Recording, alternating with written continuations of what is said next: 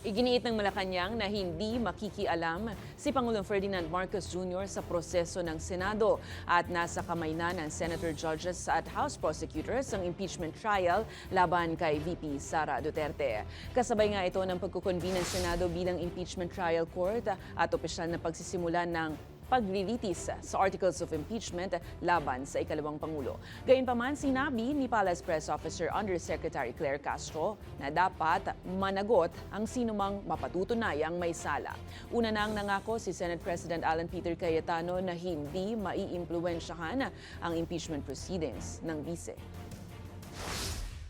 So, wag na lamang siguro maging daan ang sinuman sa pagtakas ng mga dapat na managot. Hindi natin mabibigyan ng anumang panghuhusga sa ngayon ang mga magiging senator judges.